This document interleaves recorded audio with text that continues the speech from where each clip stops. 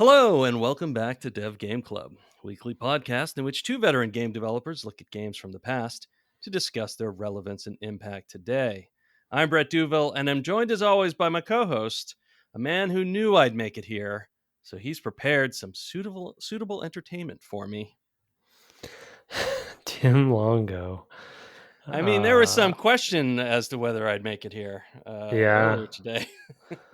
Yep, there definitely was. I think I had texted you, is this the first game where both of us don't finish? And you On a technicality, World of Warcraft. Okay, fair enough. Which, hey, that is an ongoing bonus episode. We could go back to that someday. But no, I don't. Anyway, I don't know how long they'll keep my account with it not being paid for, but oh no, they will keep it for you as long as is necessary. I'd still like to get I'd still like to get a guest on for that at some point, so that might be a reason to go back to it. But anyway, yeah, I was trying to. So I think every time I don't finish a game in time, we have this debate, but of how. So on a technicality, I feel like I would consider Final Fantasy IX one that I did not finish, because I think I had to use your save, or we did some weird shenanigans there. Yeah, I mailed you a save. Here, put this in this directory. yeah. There's no So I don't even count that one. So it was early days of the podcast. We didn't know how far we'd go. GTA 3, I think I technically didn't finish. There are some others I suspect, but I'm not sure which ones, to be honest.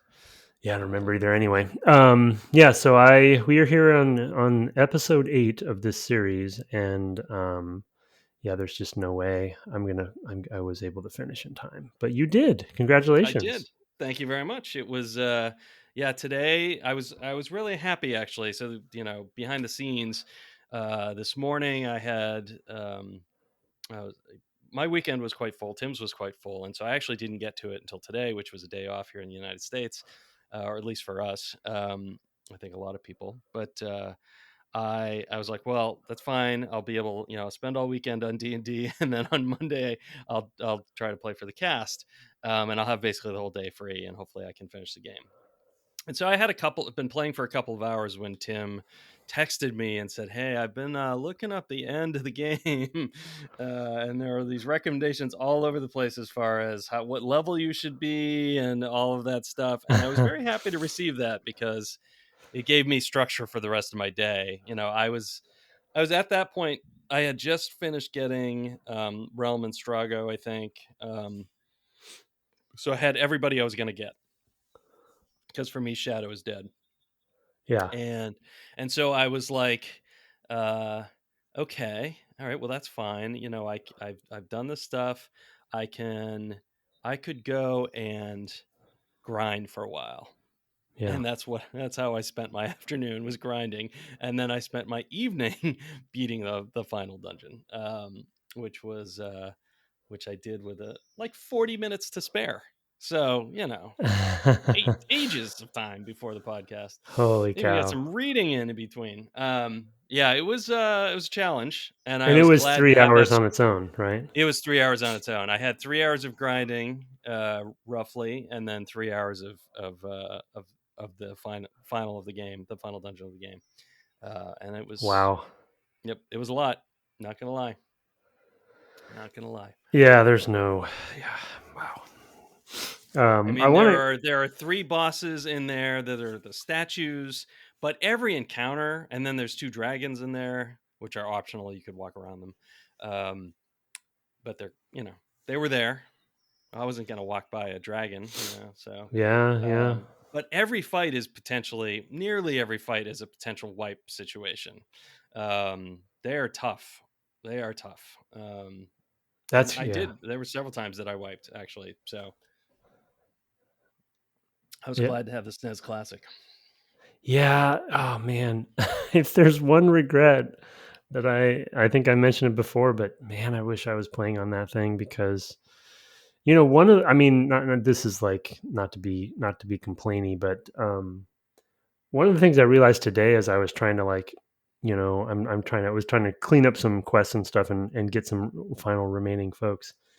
The emulation that we talked about, although I guess we should also mention that we have 18 minutes of lost episode from last week Yes, that yeah. we're not sure what we talked about exactly, and so I don't know if I might reference something we talked about that will never be heard. So hopefully we don't forget to re-mention it. But anyway, so yeah, so we did skip last week, um, but uh, but I think I mentioned maybe the time before that, just the emulation. Um, it's really a bummer. I mean, it's literally for most transitions, it's like 5 seconds. Right.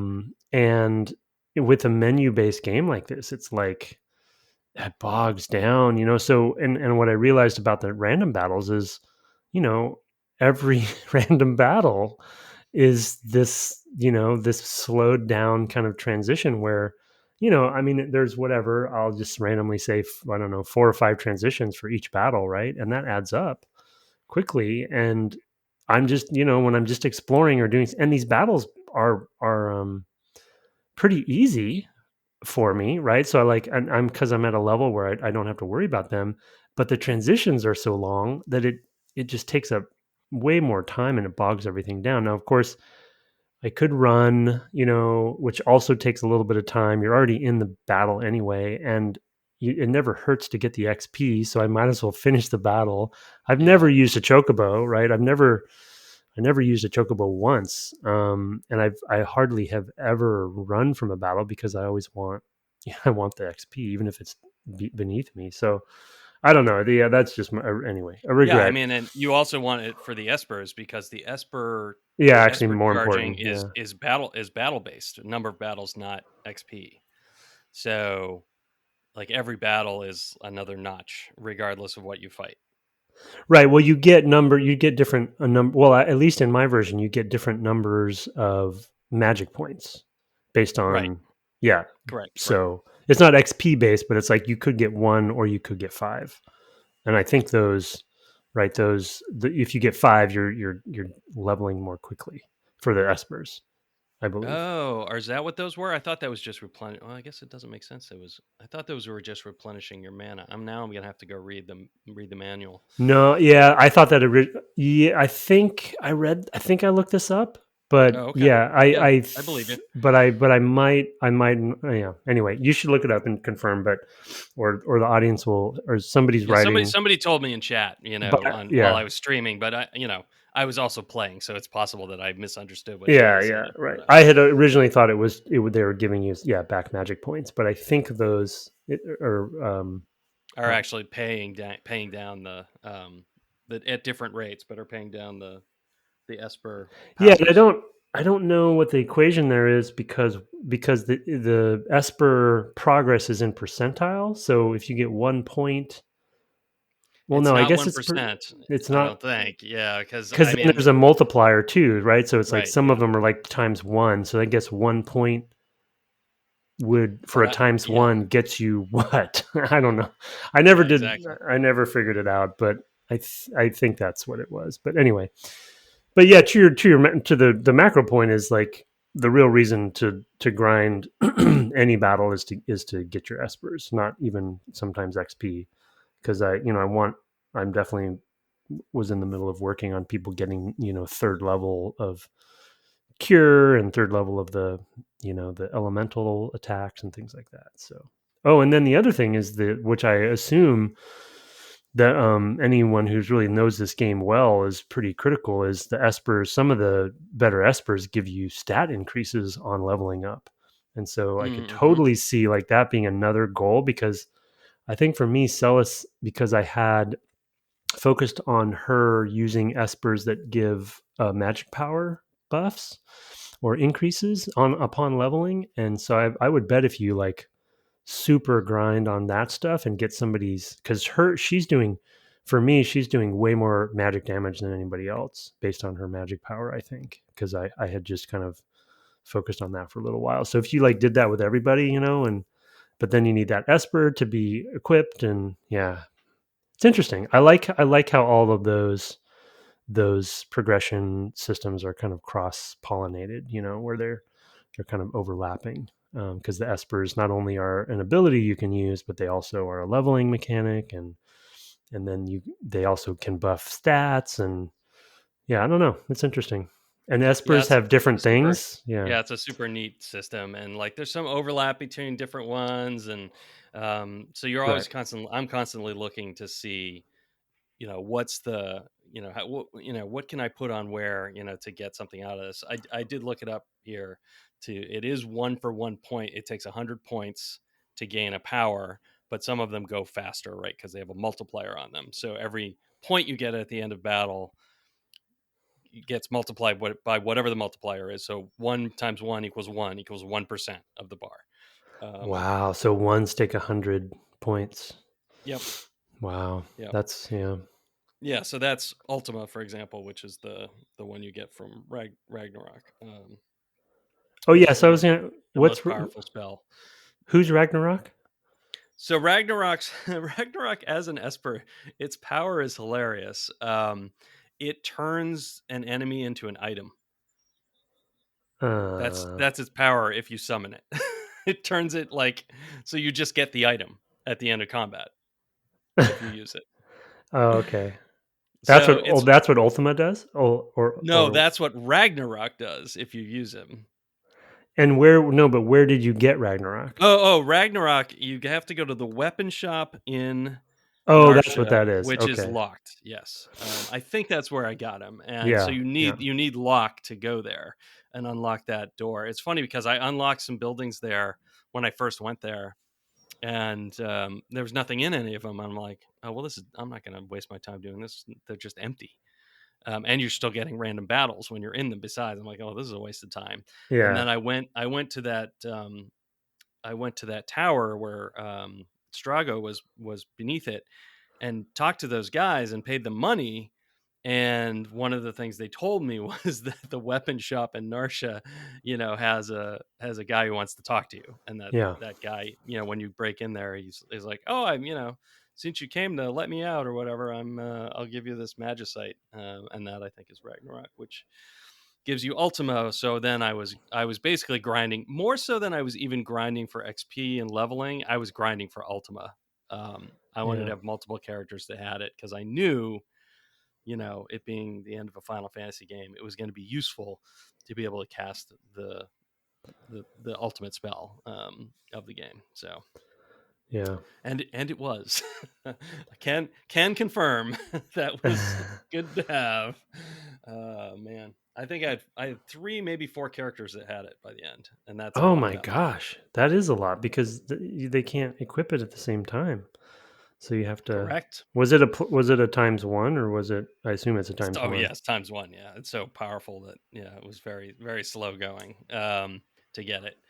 It was It was That's a lot of interesting that walking. I they. was walking back and forth. I was like, you know what? I'll go to that forest. That way I can grind a lot of XP at the same time. But I was getting killed too much. Like Yeah. I Yeah. was constantly getting killed in the forest because those dinosaurs up there are all tough. And they'll come in different configurations, and you'll get surrounded or whatever, so you won't even get to attack first. And it could be brutal. So I was like, well, I'll just go kind of near there in the open area, and I'll just walk back and forth and just keep hitting the same types of enemies, but I'll know what they do. And I used Phantom a lot there, the summon, the Esper, so that I could fade or vanish, and then nothing could hit me. Yeah. And all the things up there, there were a couple things that would randomly cast something that would deprive somebody of like their faded state. But that was a pretty useful place to go because I could just walk back and forth in front of the blimp until something attacked me. So There's in my search for the end game level because I just wanted to. Turns out I guess it helped you finish at least. Uh, some people were talking about I guess grinding because in the suggestions for level they were talking about places to grind I guess, and outside of Gao's father's house is a good place to grind because I guess he will heal. He will fully heal you. Maybe, I guess, maybe, yeah, but I you're think outside. you can rest there. Oh, he'll actually come out. I don't know. I don't know what they meant because I guess if you're maybe it's a free. Basically, it's like you don't need a tent. So I was Yeah. going to say like if you're outside, you can just use a tent, but maybe you don't want to use a tent. So maybe that's what it is. Anyway, that was I mean, their in the suggestion. course of those 2 hours, I used like 2 tents, because they were not, because I was faded all the time. I was almost never getting healed. And Yeah. when you're vanished, you also don't want to heal because that will take away your vanished state. So you want to just like keep that as long as you can. And I just made sure I always had somebody with that, and then they would just use it whenever anybody got put back into, So put you back can into still phase or attack whatever. when you're vanished. Yeah, you can still attack, and everything. Regular It's just that, attack. yep. Yeah, so I was just kind of going through there. It was very autopilot-y. There Yeah. was not a lot of thinking. And Yeah. I was using different characters, so every now and again, I'd swap out a different party, and I always had one of my main characters there, or two, and one of them would have Ragnarok and be trying to level that, and I'd switch it to the other one when I got there. I mean, just like had this whole pipeline of power and XP that I was doing, Didn't but it we was have it a was slow going. didn't we have a letter at one point where where someone said that they were a Yes, they were. younger brother to an Yep. older brother who just made the younger brother Yes, he came on grind. stream. He came on stream actually. I didn't Oh, stream this week at awesome. all, but maybe last weekend. And when I found out about the forest where the dinosaurs are, he said that's where my brother sent me to grind. That's So amazing. That's yeah, it was amazing. pretty good. It was pretty good. Yeah, it was too tough for me to grind in there. I could probably do it now, now that I've already done all the leveling. Um, I didn't end up missing much, in the game. I did not get to the top of the second tower, the cult tower. Yeah, I was going to ask you about that because I think I had accidentally found what the reward is for finishing that, which is I think is Dualcast, which I'm not even sure what Dualcast does, but I can assume by the name. But everyone's was saying like make sure you have Dualcast by the end, and I was like, well, I'm not going to have that. I assume No, the way I Dualcast did, is. I don't know. Oh, that's not a Final Fantasyism. I thought it was something I that don't had think popped I've up. seen that in another Final Fantasy, Oh, but okay. I mean, it's also possible though that I haven't gotten it right. So in other games like that, I don't Oh, know. right. It might be super hard to find always. Yeah. Yeah, that wouldn't surprise me at all. So I let's mean, I see assume it here. casts twice, right? That was my assumption. It allows a person to cast two spells in one turn. So it Interesting. doesn't cast the spell twice, but You allows you get, to cast twice yeah. in your turn. Oh, it must be a relic, huh? Yeah, I would guess so. Dual cast, Wow. also called X magic. Oh, I think I've seen X magic before. Um, What is this whole X thing? They have X things all over. Is well, it like an. s- well, the thing is that that's a translation problem. I'm guessing because they have so few characters, they have to like come up with ways to name things. Like X could be read as cross, maybe. Hmm. Yeah. So they have to try to find ways to make something sound cool and useful when they can't describe what it actually does. Although dual cast, that might be. Yeah. Who knows? Yeah. It's interesting. It's just that, I mean, we've talked about it from time to time, especially playing the games from Japan that we've played, but it's interesting how localization can change sort of the um I don't know, historical identity of something, like all of the Western kids who played this game, have this affinity for this certain thing that was named a certain thing for them, but it's not actually an accurate, or Right. it's not the most accurate translation that it could be because of the limitations, like you said. So it's like, an X potion, it's like and then but it's not, you know what I mean? It's just weird. It's so Yeah, funny that it is a that weird thing. X potion means something to somebody that it's just a localization snafu or something. Or dragons in the forest, right? It's like, oh yeah, the dragons in the Right. forest. It's like, wait, Yeah, those are they dinosaurs. couldn't say dinosaurs, right? Because there Yeah. wasn't enough space in that sentence, Yeah. right? So that's your memory, right? It's like, yeah. Four So more characters was too many, like you could have said dinos. I would have taken dinos, but it's possible also though that in Japanese the distinction of those things is not great, right? As well, so that it's like, I mean, that's pretty specialized anyway, right? So the word, the words for dragon and dinosaur might be so close, or they might be an inflection thing, or I don't know. Like, I don't know yeah. Japanese, I certainly don't know. But those are other issues you can run into, where it's Yeah. like, you know, the sense of the word. Like, you get questions, when you localize something from the people who localize, Yeah. where they're asking you to clarify, like, what is the sense of this word you're using here, Yeah. and you'll have to explain, right? And I worked on Tacoma, and I wasn't in those conversations, but they would, the people who were would occasionally forward on the questions that we heard back from different localizers. Like, what is a stretch Armstrong or something like that. There was a stretchy toy in the game, Yeah. and you'd have to explain like that it's a toy that's arms stretch out, and or bendy or whatever, like. And then there were some, some things that were more adult content, and having to like dance around what that was like, a delicate conversation to have at times. And yeah, it's very funny. Well, it came up with Chrono Trigger, right? Because there were the different translations of that game, Mm-hmm. that when we played that, and I think that's a perfect example where you have two different translators who had different intents with their translation. Right. Which is also another interesting thing because, like we've talked about, localization is a skill and a talent and a craft on its own. There's good localization houses, and there's ones that are not as good. So yeah, I don't know. It's going to come up every time we play one of these. But so you think you did probably? So I was going to ask, like, did you do anything with Gao's father?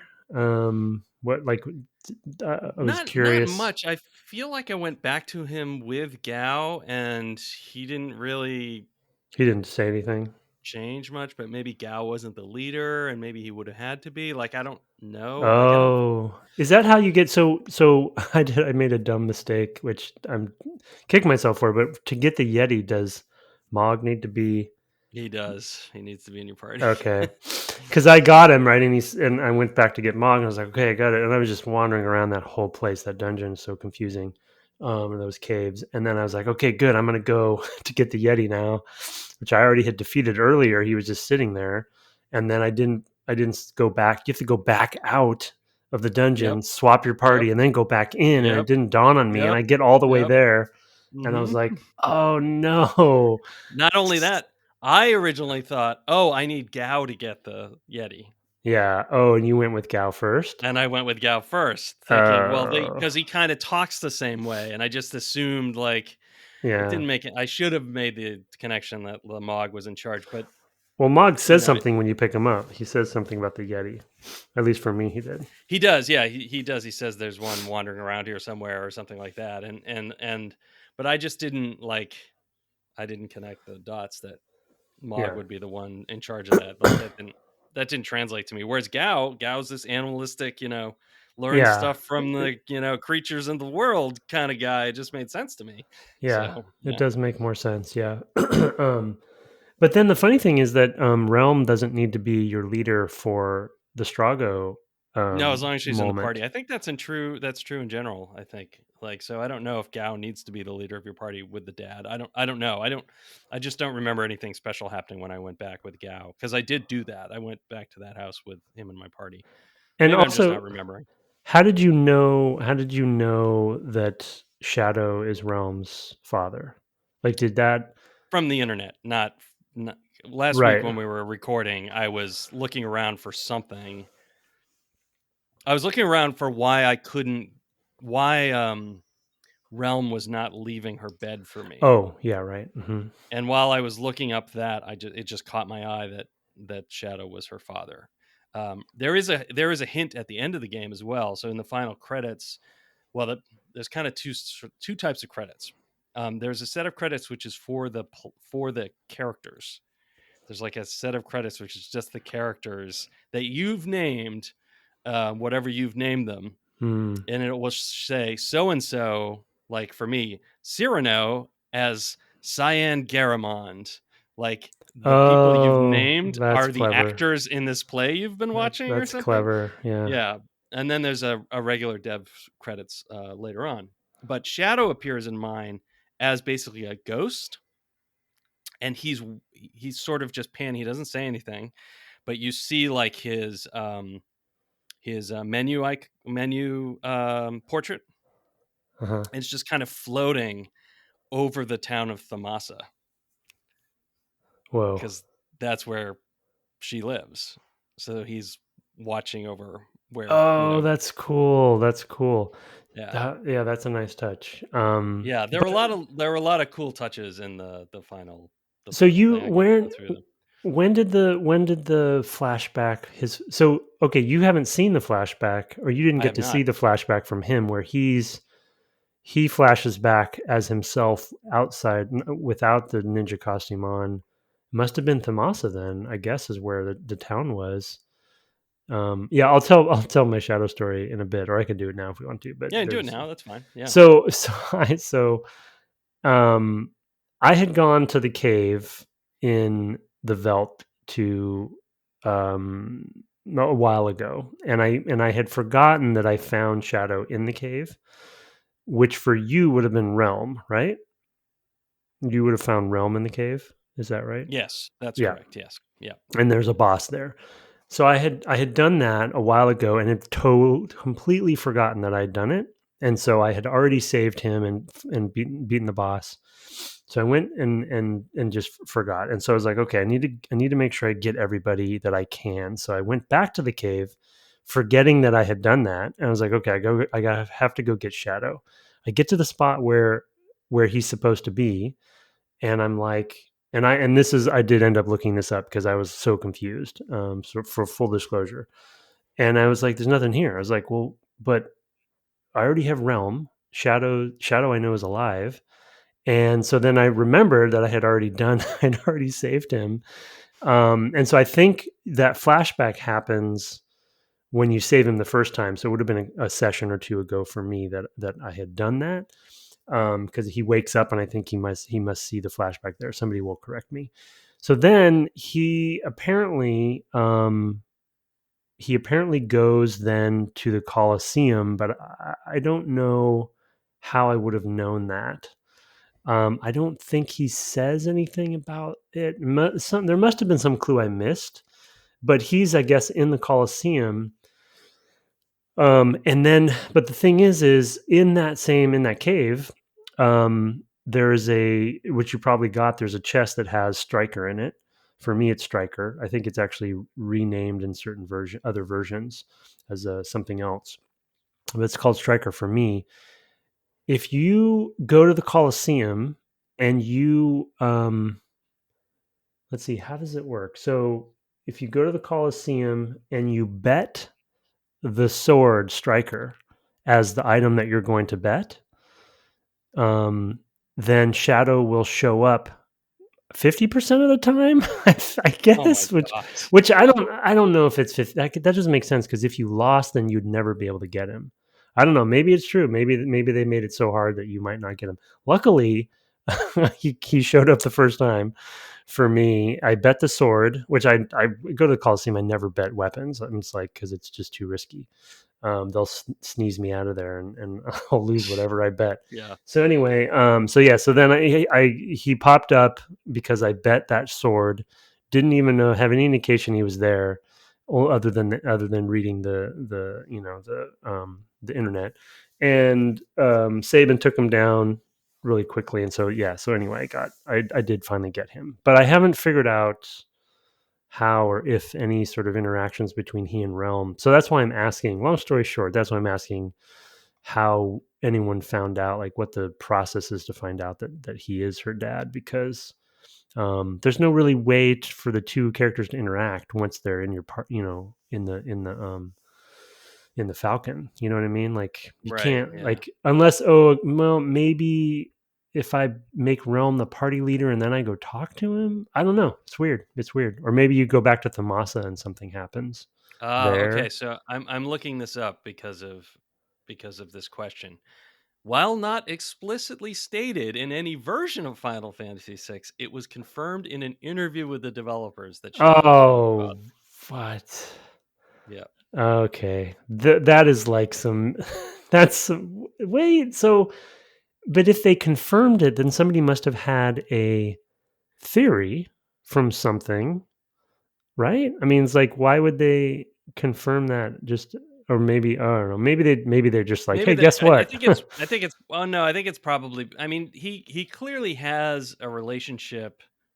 He clearly has a unusual relationship with her when Oh, they and then there's the meet. dog too. The dog And loves her. the dog loves her, yes. And the dog doesn't like anybody else.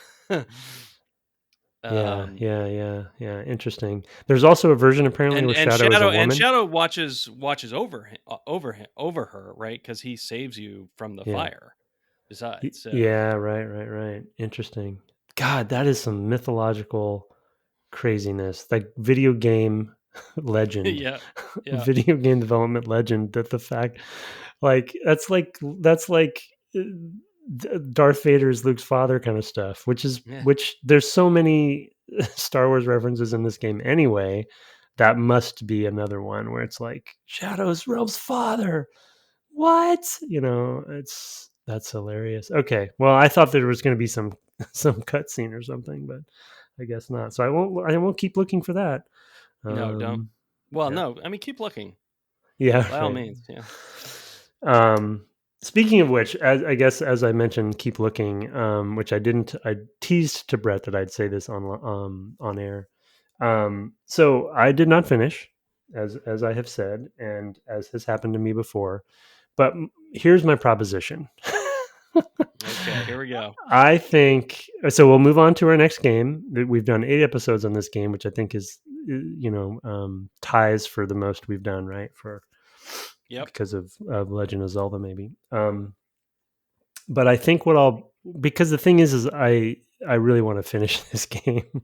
Like I like the game a lot. I'm at a point where, I'm at the point where the world's open, of course, and I have almost everybody, and there's all these things that I want to do, and I this is the kind of game that I just shouldn't be rushed. At least for me, I don't have as much time as I would like to play anyway, and so I think what I'm going to try to do maybe and I won't guarantee anything, of course, but I'll try my best. I think this is my Kingdom Hearts. Oh wow. I think I'm going to trickle. I'm going to drip feed it in the background as we play other stuff, and I'll play very slowly. I'll continue playing very slowly, and obviously I'm nearer to the end, right? I'm mid 40s for my main characters, so it wouldn't be too long for me to grind. I think. And I've gotten almost everybody except for I think the only person I have to get is Locke, so I have to go do that dungeon. Um, but I think it's doable. I think it's possible. I just couldn't make it by this time, so I'm going to Yeah. try. And then what I'll do is I will keep people updated in future episodes as we play other games, and we can just kind of have maybe the Final Fantasy Watch segment or something. Final Fantasy Sure. 6 Watch. I We'll wish I had any time to play anything other than what we're playing because I almost never do. No, yeah, Uh, no, I it's know, and unbelievable how little time I've been having lately. So, yeah. yeah, it'll be in an hour here, a couple hours there, or whatever. Like it'll take forever probably to even grind through. I mean, I probably have at least 6 more hours, right? Um, or 8 maybe, but Yeah, maybe 8. I mean I basically put in 8 today. So, yeah, yeah, and I still have um to get locked. But anyway, that's my proposition. I'm not going to give up on the game. I'm not afraid of not finishing it, like obviously because I've done that before, and we have talked a lot about this game, we and have. we have burned a lot of the airways on it. So I'm not. I think we have done a good job at talking it through, and we have some completion. But for whatever reason, compared to the other ones I haven't finished. This one I feel like I want to finish, so I'm going to attempt to do that. We'll see. I will take you through the, for Oh others no, but for those I listening. Yeah, spoil we away should talk. though. Yeah, we should talk about the ending because For sure, for sure. that final tower. There's a couple things. One is it is basically built out of pieces of the fortress city, whatever, with all the pipes and the Empire City, right, where Gestal was and everything like that. The Vector? The, No. Vector, exactly. Yeah. Yes, Vector, where the Magicite Yeah. facility was. Yeah. In fact, there is actually the hallway where there's all the broken Esper containers at one Oh, point. neat. Yeah, so you pass back through there. And for me, I think Taro was the leader of that party, so it ended up being Taro walking through that, which was super interesting as That's well. yeah. That was just luck. That just happened, but yeah, so it as it was should neat. be. Yep. So I had 3 groups of 4, which is another amazing thing. That was the thing I didn't know, that you needed 12 characters to go into that thing. Although I had managed to get all the get everybody I could by the time I heard from you today. That's a pretty And rough. As an aside, I feel like that's that's a when lot I to had ask. discovered that, I was like, really? That's rough. I mean that's like fully leaning. Basically, that's fully leaning into the grinding aspect of the game, right? Because you'd have to. I mean, you did Well, it. and You didn't have all the to. story. There's all of that comes with story. We've talked about that. In terms of this part of the game where it's opened up, but it's also like you want to get everybody back, and you're getting all these little stories. And we had different. You and I think had different levels of engagement with that. Mm-hmm. But yeah, so I had I'd gotten Relm. The tricky thing with Relm, and this was maybe the only thing I looked up for this game. There might have been one other thing a We should while talk ago, about but Realms thing real quick too. we should talk about that. We should talk about that first, actually. Yeah, because I did that first thing today, and so I went back to her, and she's still in bed, and I'm like, what gives? Like, I know you're supposed to go to Jindor or whatever, because Tim told me in the Lost episode, the last 20 minutes. I know what you're supposed to be doing. Why aren't you doing it? And so Yeah. I left the house and I walked out of town, and I came back in and she was still there. I'm like, what is going on? Turns out somewhere in the town of Thamasa, there is a tile that you just have to pass through to activate her moving. What? Yeah, That's it's the way they just scripted it? that's the way the scripting works.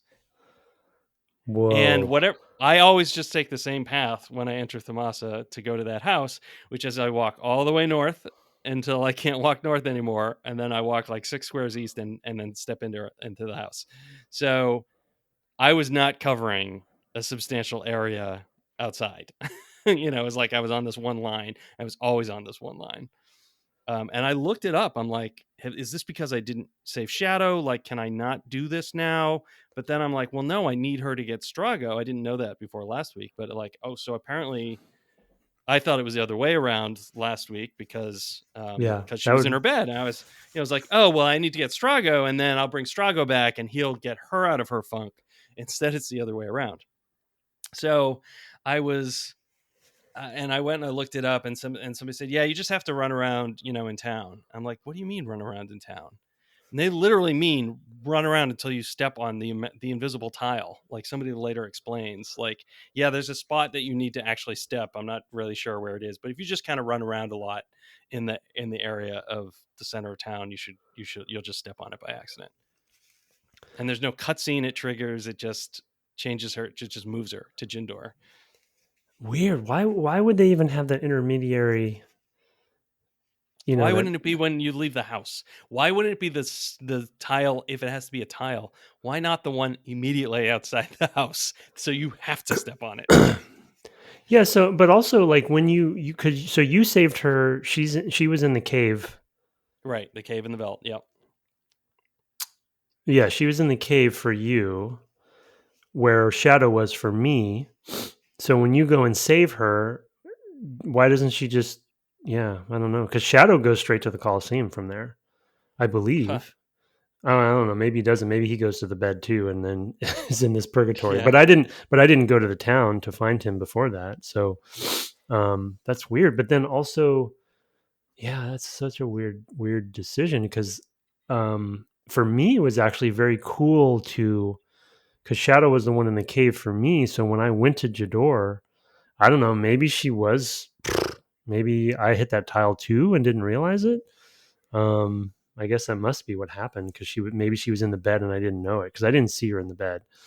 Um, I don't think, but it was cool to go to Jador. My point is, it was cool to go to Jador to discover her there because it was a cool um reveal, really, right? Because you go there and you kind of know about this Owzer guy and you know that he's an artist and he has this fancy mansion and he has all this art. In fact, we've been in his mansion before in the Yep. previous version of the world, and you've seen the gallery, and each gallery has, you can do an interact, right? And they have a little, so it was like, oh yeah, I remember this place. And then you're like, oh, wait a second, I haven't seen Realm yet. I wonder if she's with the artist, and they're talking about this painting that was happening and it's dark in there. And it's like super cool. It's my favorite part so far, I think, is going to get her. And then you go down below and there's the whole thing with activating the emperor's I don't know if you did that, but if you interact on the emperor's painting that's on the wall that has been talked about for the whole game, I feel like, because that one guy was saying, I have to paint a painting of the emperor. I hope he likes it. Anyways, you interact on that twice.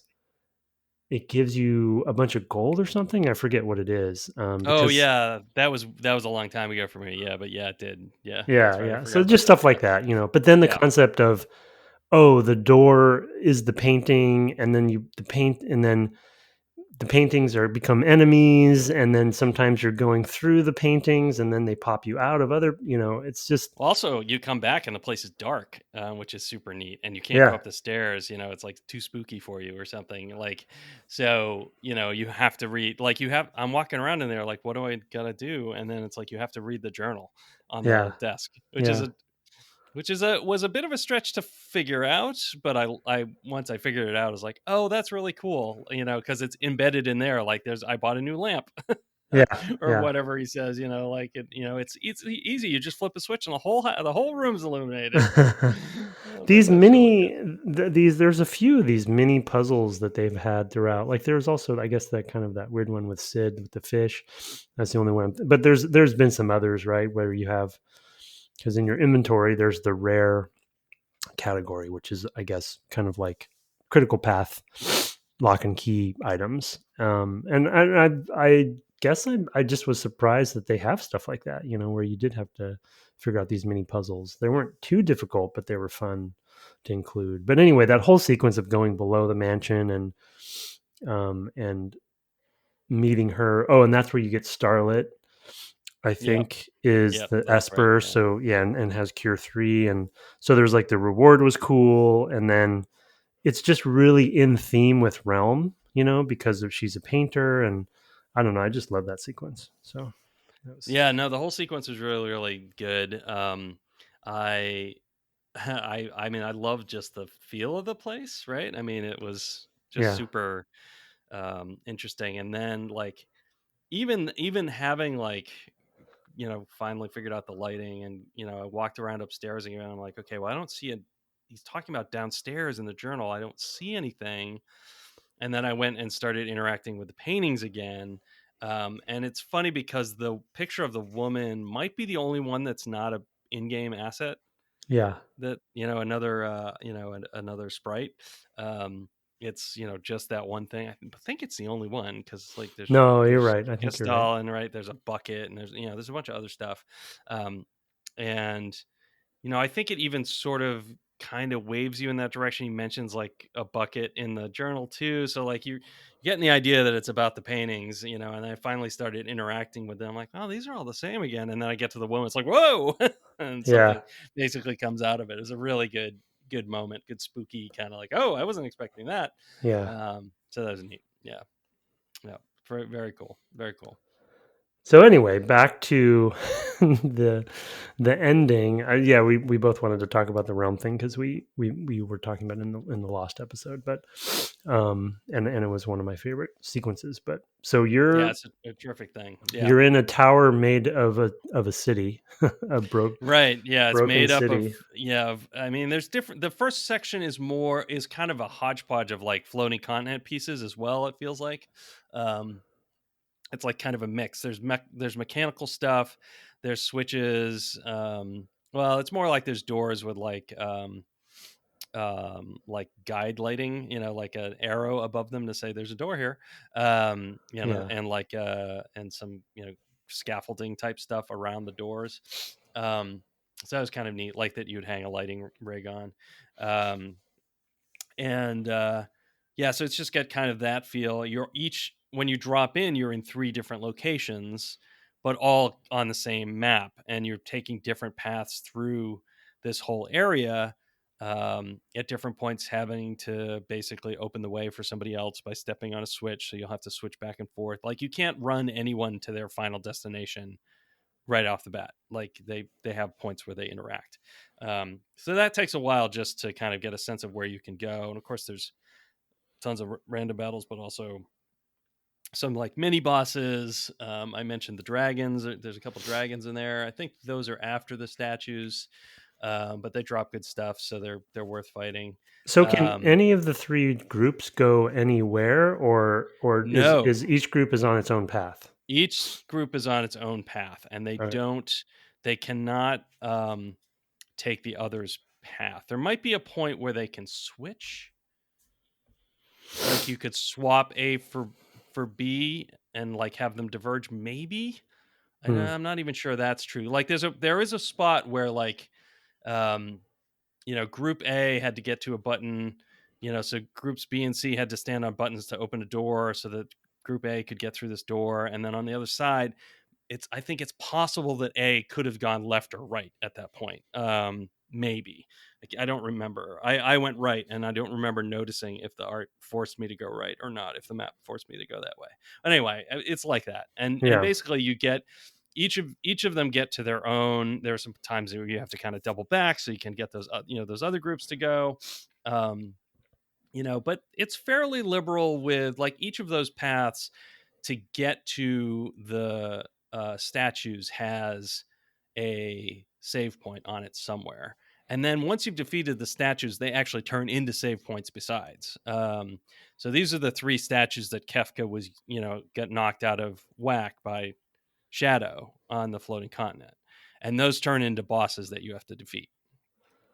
And they're pretty cool. They're difficult for sure. They One of them is enormous and like takes up the whole bottom of the screen. It's a huge sprite. I don't know how they did it, but it's in a regular arena, so I have to figure it's a sprite somehow. But it feels like several sprites, and it's like a angel sort of creature emerging from something. It's really large. You'll be surprised when you get there. Hmm. That was pretty neat. Those are all tough battles in and of themselves. I don't think any of them killed me, but they were touch and go. Like, there are places where it's like, oh, I gotta be Johnny on the spot with life too, and bring people back. And like, I was burning through all kinds of stuff, and I'd always be like, okay, I'm gonna use a tent here. Now that I've gotten through that. So you do all of those, and you basically ascend. Everybody comes up then and rejoins at the very top of this tower. There's a little bit more kind of getting through the map to get there, but it's not huge. You join up all together, and it shows all of the characters come up, and like there's the three groups of four array themselves with Terra in the lead, of one of the groups, and has this conversation with Kefka, who's like asking why people even try, when, it's like one of these end of a Final Fantasy game philosophical conversations that happen. Like, you're just going to get knocked down again. Why do you get up? Is basically the tenor of Kefka's argument. And Terra saying, it's, even if we get knocked down, just the path, the living that it takes to get get there, teaches you things and all this stuff. And so they're kind of having this conversation. And then you have this is, it's a sort of like the end of Final Fantasy IX battle where it's a lot of battles kind of in quick sequence. Yeah. All of the Espers that Kefka has drained throughout the game have been agglomerated into this like tower of glued together Esper bodies. Is really the only way I can describe it. And you fight them in groups of. So first you pick a total ordering of the 12 people that you've brought in. Like you literally take all 12 and you put them in a list 1 through 12. And I didn't understand why I was doing that. I'm like, I don't know what's going to happen. But I soon found out. You fight the first group of Espers, and if anybody at the end of that is down, is fatal or wounded, I guess is the wounded, state. Yeah. Then they don't move up to the next level of the fight. They just get swapped in for the next ones on your list. If you only had one character, you'd lose your 2, 3, 4 character, and you would get 5, 6, 7 put in. If you only lose one, you just get 5 put in for that character on your list. So I had all my, I didn't know how that was going to work. I thought maybe we were, because all the characters had been out on the map, I was like, well, maybe we're all going to fight. That's cool. And it was like, what order people are going to go or something like that. And, so I had like positioned Go-Go lower because Go-Go picks the coolest thing that somebody else has done before him. And I was like, well, I definitely want him to have a bunch of opportunities to be copying cool stuff in case I summon Espers. And like, cause he'll even do that. He'll even just resummon an Espers effect. So I'm like, oh, that's cool. Okay, great. But no, I discovered after losing Cyrano and I think somebody else in that first battle that was not how it was going to work. And I went and finished the whole game with Terra, Celis, I want to say Locke? No. Was it Locke? Might have been Locke and Sabin. Might have been Edgar and Sabin. I can't remember now. Who I fought through the whole rest of it with. And I had a couple of those had Ultima, and we're casting it constantly. In fact, there were points where I was just like, okay, this person who has been healing has to take a break from healing this round, and that's okay if they have to revive somebody later, but they're now going to use an elixir on somebody else so that they'll have enough mana to cast another Ultima next time. I mean, it was like that. Yeah. Wow. Just like this huge pipeline, because I was just spamming Ultima. As many people as who could cast it, they were going to cast it because I desperately needed the damage that thing did. And then at the end of that channel of a dozen or more Espers, I don't know exactly how many there are that are glued together. There's like a group of 4, maybe the next one's a group of 5, and then maybe the top one's a group of 3, so maybe it is 12. 12 on 12, I guess.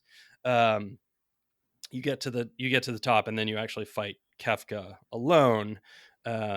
And he sort of talks a little bit more about, his power, and he's in a different form now. You can see his face in it, but it's not, he's got wings and stuff. I mean, he's changed from all the power he's absorbed and all of that stuff.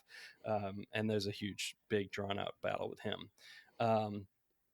And same thing, lots of Ultimas, lots of healing people, bringing people back from the dead, mega elixir at one point. I think I had Phoenix was one of my equipped Espers, and I used Phoenix at one point.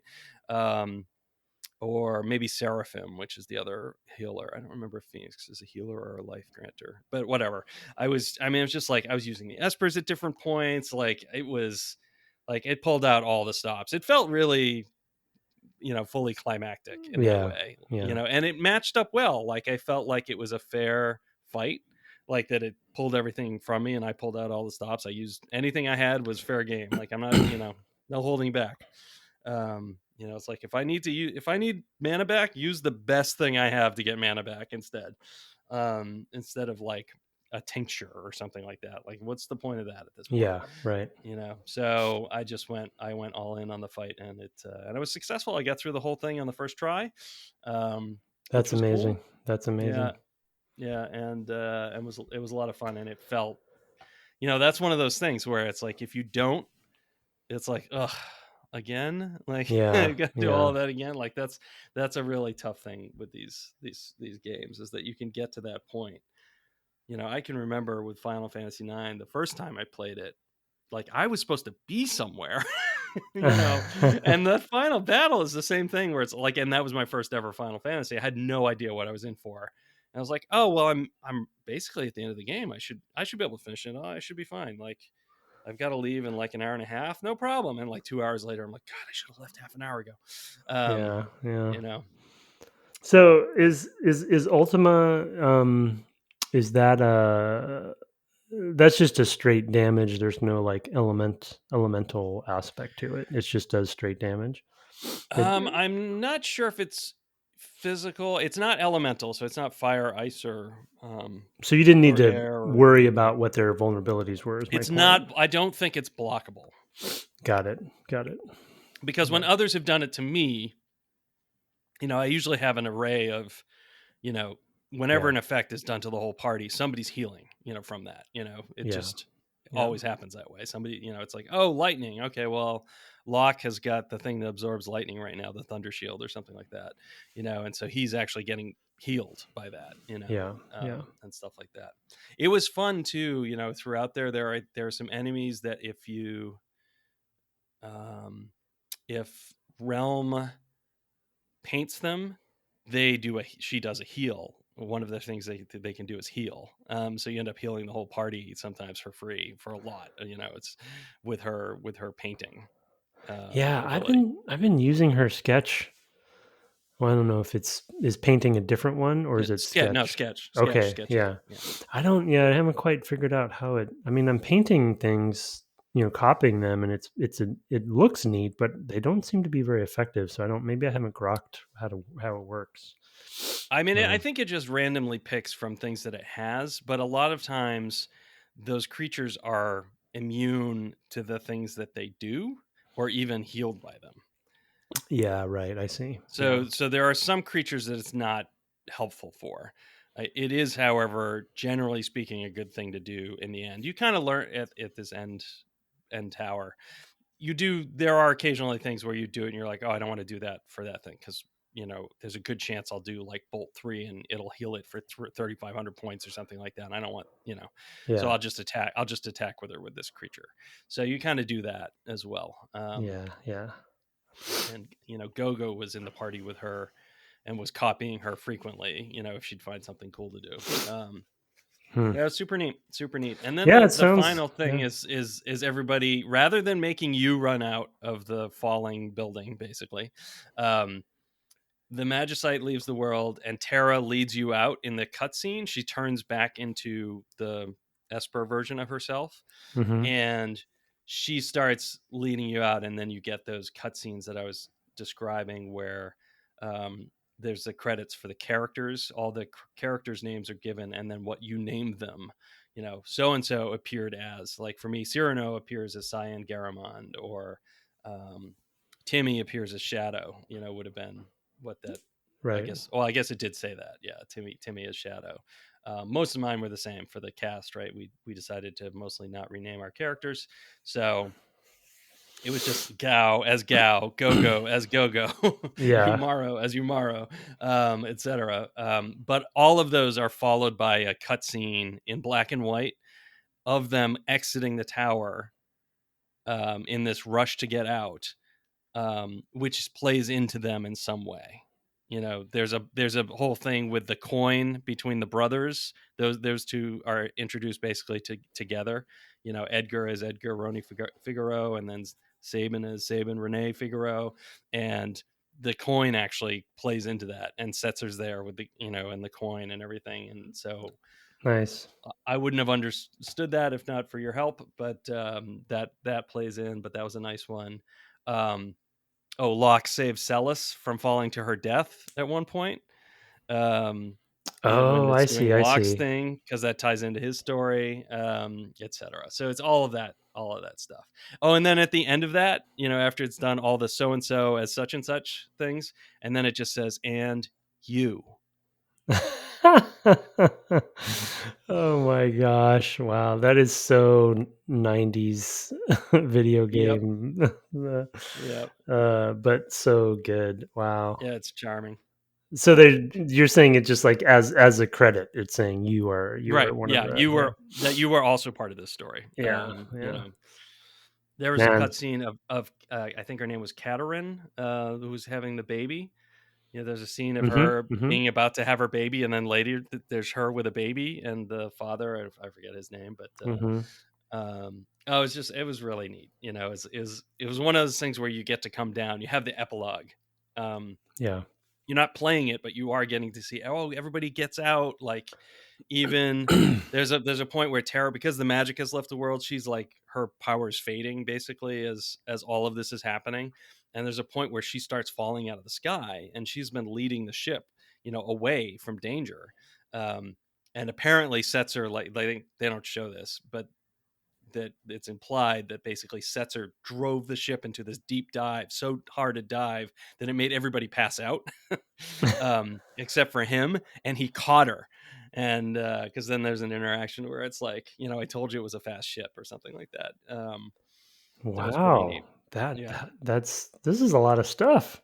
there's a ton of stuff, and in the end, I think it was a half hour of, Just you know, that. basically credits, like person as it's very stately in the pacing. Like there's a scene where it's like the pages of a book. They have this book that's on a table, and like they animate the pages slowly turning for a while, and then they like start rushing. You know, the pages start going like they've been blown by a strong wind really quickly.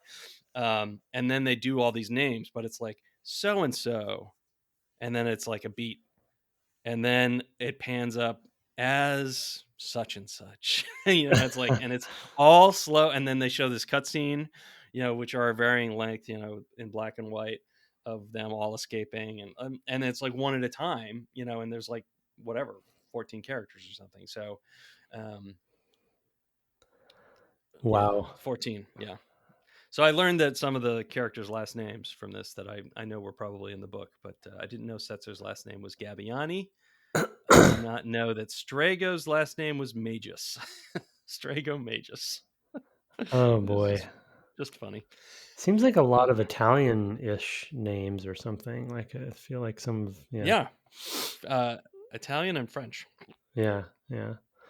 Yeah, which we talked about sort of Shakespeare and theater stuff with him before, but huh, yeah, wow. That I mean, it sounds like it was good build up, good ending, good payoff. Oh That's yeah, it was terrific. Yeah, I was really happy with all of it. I really enjoyed the whole thing.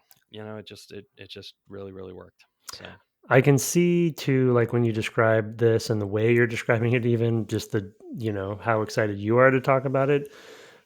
I just again come back to like all these fans and people who of the game, people who've written in, told stories about their childhood playing this game, and then having it end this way and feeling such gratification for the ending, um and and and just like I could just imagine these kids, or yeah, whomever, right? Doesn't have to be a kid, but especially the kids, right? Just all so much time into this game, and then to get to this point, and then to have a sounds like well funded ending, that they yeah, spent some good time on and didn't skimp on, which is often the case, and then just feeling like, wow, what an adventure, like what a full crazy adventure that and then to succeed, it's impressive. yeah. I mean, it's basically 3 hours of, you know, end dungeon, and then, you know, 30 minutes of, you know, coming down from it, which is Yeah, nice. You know, 20 minutes maybe, I don't know, because the dev credits at some point take over, and like they're just, but they're still at that point, even while the dev credits are going on, they're still doing storytelling in the background. Like they're showing the Falcon flying all over the place, you know, and like there's a point where she's like waving down at all the kids down in the town below, you know, where Tara's been. She had spoken of her love that she learned, you know, yeah, when Kefka was challenging her. She was like, "Yeah, well, I learned to love," you know, and in all of this, in all of this loss, I learned to love, and it was great. It was really great. Yep, I definitely liked it quite a lot. So, Amazing. yep, there we go. Put another one in my column. Yeah.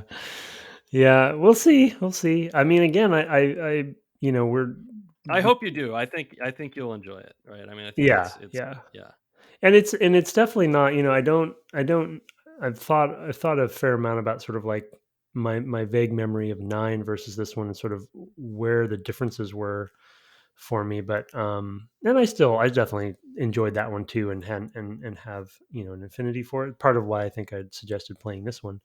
Um but like GTA 3, I'm like, I don't really feel like I'm not worried about not finishing that, you know what I mean? And right, yeah, and and any of the ones that I just didn't quite get to, it's like, well, we're doing podcasts, we had a good run, we talked about it, we covered all our bases.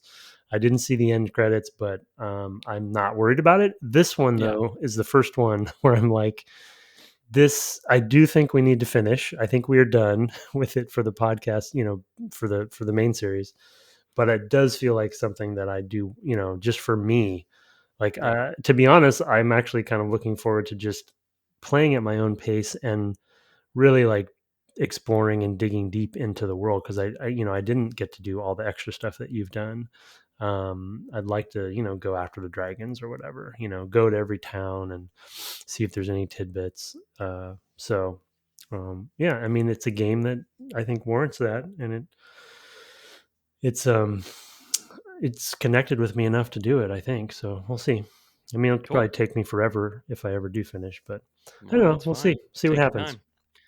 time. I uh I mean, one of the things I wanted to say, I guess, about, finishing games. I mean, we try to get to the ends of all these games. That is not necessarily the experience a lot of game developers have with games. I should say, right? I mean, I can't tell you how many times I've heard game developers who say, "Yeah, well, I played, 10 hours of, something or whatever, and I got everything I needed from it," right? I Yeah. know everything I need to know about that game or whatever. And that's, sort of counter to what we try to do here for sure. Because we want to talk about the whole experience, especially for these games that people love so much. But especially with JRPGs, like, I can totally understand people being like, yeah, I got I got way more of the combat than I really needed, Yeah. for example, right? I mean, it's just so much of that. So anyway, It's an interesting genre or subgenre, whatever you want to say, JRPG specifically, and the Final Fantasy games. I know that there's other series that kind of handle all this, the mixture of things that they do differently, but I'll speak just from the two Final Fantasy games that I've really played now. It's an interesting mixture, and it's fascinating that it did catch on and is still so beloved by so many people. I'm not to say that it is not worthy of it, but the combination of, especially in this one, sort of story elements and exploration elements and some puzzle elements, and then this combat system, and then the overworld. I mean, it's just such an interesting mixture of things, and a lot yeah, of a lot of games are for sure, but these are sort of like almost unrelated things to me, yeah, and that's yeah, why I think Chrono Trigger kind of is maybe for me a little bit more of a better blend of the right things, put together, because it definitely has a lot of similarities, of course, but I think with some of the overworld stuff being different, but and the way combat works, but anyway, yeah, it's I don't know, it's just always been fascinating to me, and I'm still waiting. I think this one is probably the one that's gotten me closest to it kind of clicking, for me, and kind of having that aha moment. I think I'm close, but exploring Narche for probably over an hour just today, which was the second yeah, time I went back. yeah. um and then just fighting, just the random battles in the middle of trying to figure out where the heck this, or what to do with this mog, so, but Yeah, I think it's it. We've talked about it a bunch, but it's like, it's that difficulty the game presents you with, like, managing your high level goal against the randomness of the combat, and like trying to keep in mind what you're doing even while you're doing it. Like, you kind of have to detach from the combat in some ways in order to keep your primary goals in mind. Like, why am I here? Like, the only reason I'm doing all this combat right now is to try to get to, this Sasquatch I know is here somewhere, and I just got to figure out where he is, but I have to keep remembering that that's what I'm here for. Don't get distracted. I know there's a dragon there. Don't get distracted. See if you can go around, or whatever. So, yeah. Anyway. Well, that's good. I just, because of my state of mind with the game, I just realized I did not prepare takeaways, but I definitely can on the fly some takeaways. I think we both can probably on the fly, because I figured you probably would have. I have not actually thought about that at all. I wasn't even really thinking about today as our last I episode. know. Well, I mean, we have so much. The thing is, we have so much feedback still to get through. Yeah. Well, no, actually, no. Well, no. Yes, we do. We have a lot. We have a lot left. Oh, so you want to do? Why don't we do? Let's do some feedback, and we'll do another follow up. That'll also give us. We may have an interview with this one as well. Not anybody from Japan. I don't want to set expectations, but we may end up with a bonus interview, and this would give us actually a little more scheduling slop if we have another episode where we just do the takeaways and catch up on all the feedback. Yeah, that's a good point. Yeah. Okay. Yeah, that sounds so good. let's just do like a couple emails tonight. Then I sent you two. I have two as well, but we can just do one each, I think, and then call it a pod, as they say in the biz. Okay. Want me to go? Yep, go ahead. Okay. Final Fantasy Summons from Ben Zaug. Hello, Ben. Just popping in to clear up some things about summons, summons in Final Fantasy that I couldn't let go, of course. Number one, he named them. Okay, thanks, Ben. Number one, Brett mentioned that in Final Fantasy VIII, the summon animation couldn't be shortened or skipped. What he failed to mention was the very cool reason for it. Oh, in Final Fantasy, there's a reason for it? Are you kidding? I didn't know that, and so this was informational for me. Okay, in Final Fantasy VIII, for just 10 AP, action points. Okay, action points. Yeah. That's like experience points for ability. Okay, yeah, we know. GFs, Guardian Forces, aka summons that deal damage, can learn an ability called Boost. This allows you to potentially apply a 250% multiplier to your GF's damage. I say potentially because during the summon animation, you hold select and mash square to a timing minigame. Some GFs have short summons, making it difficult to max out. Some are easy. I love that I don't read these ahead of time. So, like, as this nonsense is coming out of my mouth, I'm like, will you do what? What are you doing? Number two, Brett previously said Atomos was a common summon in FF franchise. For main number games, Atomos is actually only in 9 and 11. Whoa, which is an MMO. The most common summons are Shiva, Ifrit, Bahamut, Leviathan, Odin, Ramu, and Titan are also very common. I think Rama. For FF8, Rama was swapped out for Quetzalcoatl because the makers didn't think a human-like summon made sense. Titan was also switched out for 2 Minotaurs called Brothers. That's it. Keep up the good work, Ben from Iowa. P.S. Final Fantasy VIII is my favorite game of all time. That's his P.S. Oh, that's Ben. PS. Holy wow. See, it's like this series is so crazy because I feel like everyone has a favorite Final Fantasy, and in Ben's case, a game of all time. But it feels like a lot of times they're not the same ones. No, people are very split on which is their favorite Final Fantasy, for sure. Like Reed's, I believe Reed's is 10. He has said, which a friend of the podcast. I think it's 10-2 actually. It might be 10-2, which is even weirder. Yeah. Okay. Yeah. Yours is, which is very good. I like 10-2. 9. I love 9. Yeah, a lot. I like 12. 12 would probably be my second favorite, I think, but I love 9. Okay. 9 was my first. Right. So I think that's a big part of it too. Yeah. Yeah, I had a lot of friction with 8. of course, I'm sure I did not read the manual, so that's probably part of it. And I did play it long after it had come out. So Interesting. yeah, I mean, I think I had latched onto Atomos primarily because it was a thing I could point to and say, remember the big cutscene where such and such?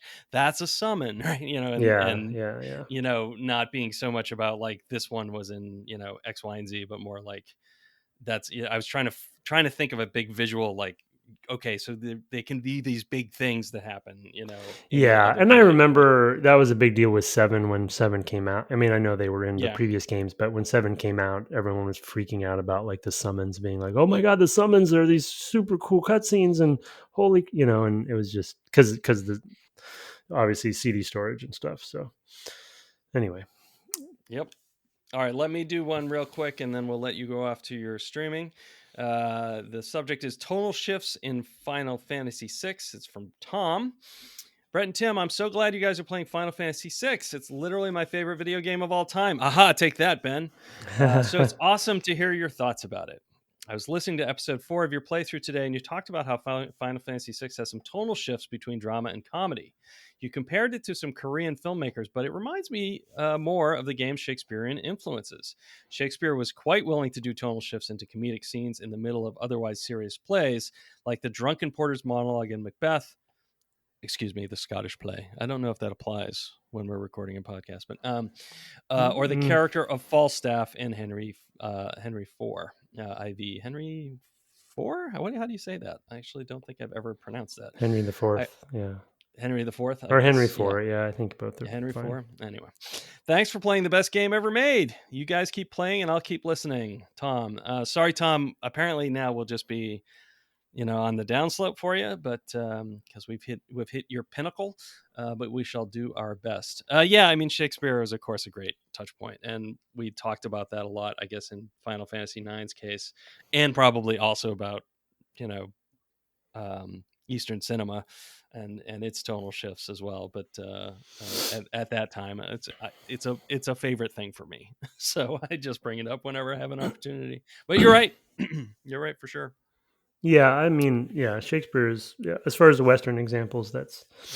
I mean, I use that as somebody who is who is a theater trained person. That's what my upbringing is in. That's the example that I always come back to, and I actually the concept of that blend of because to his point, he gave some examples, but every tragedy that Shakespeare wrote has some comedic relief built in on purpose, and that formula has been tried and true, before him and after him for sure. But I use it in my day to day life. I mean, it comes up when on things that we work on game wise, right? I mean, Halo is also an example that when I would bring up Shakespeare, people would always give me the weird eye because it's just a little cerebral for talking about making a shooter, I guess. But the grunts in Halo are kind of a notorious example in video games because Oh, sure, yeah. Halo's a pretty serious, big concept, meta concept,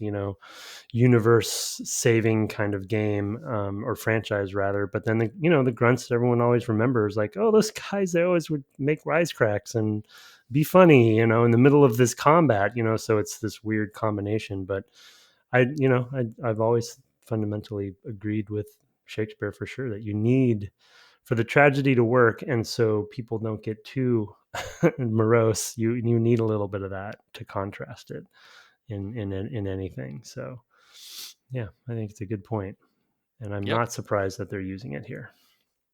Yep, absolutely true. Yeah, no, I'm a huge Shakespeare fan myself. I read them all in high school on my Oh, own because I was oh, into it. Not for that's school. that is impressive, sir. That Yeah, is, yeah. I They was. forced us to take classes on that, and we still complain. Yeah, no, it was I want to say my senior year. That was just one of my like reading projects I had going. I was just reading all the plays. The histories are a bit much at that age, I will say. That was at that point. It was more like, well, I've done all these other ones. I might as well do these. And the histories can Yeah. be quite dry for me at the time. I haven't read them since, so I should probably give that another go. Anyway, thank you for your emails to devgameclub@gmail.com. We love to read them. I try to reply. I know I am behind. I'm sorry for anybody who's waiting on a reply from me. I've just been very busy the last few weeks. So I will get to them, I promise. We also love to get your reviews on generally the Apple podcast infrastructure thing, because there's such a big amount of podcasting goes through there still. But if you review us on any other platform, please just let us know where to find it. We'd love to read those on air as well. You can find us on the web at devgameclub.com or on Twitter at devgameclub. You can also find my co-host at Tim Longo Jr. with a JR at the end. You stream Monday nights currently at twitch.tv/Tim Longo Jr. And you're still stranding across America, I understand. Yes. Yep. Definitely still doing that. How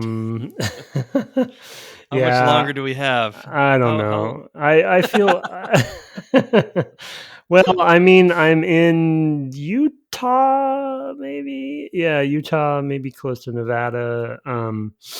Around there, but now he's kind of going in. He's kind of backtracking now, so I'm a little worried that it's not a straight shot as I'd want it to be. But as far as getting to the West Coast, but I'm still enjoying it. And I did do all those side missions, man. You got to go, bring the mail to everybody. Yeah, I don't know. See, it's interesting. Yeah, we can't talk about that game, but we shouldn't. But yeah, the concept of what a side quest is really what I was.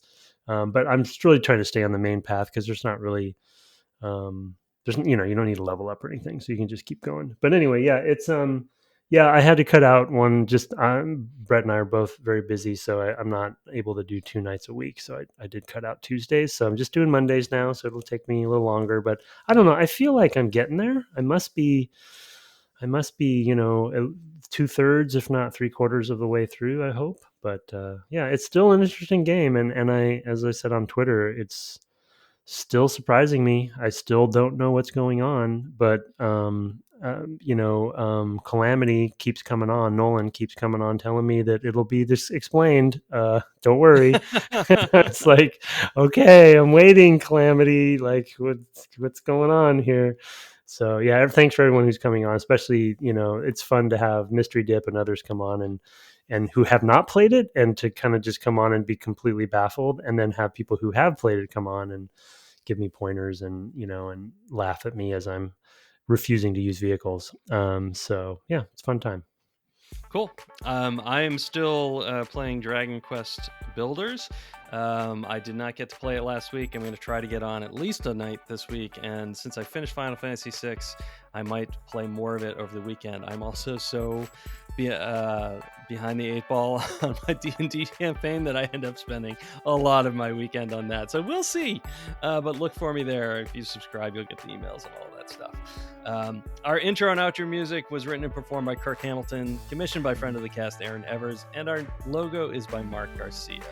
Have fun climbing whatever towers you may face this week, and good night. Good night.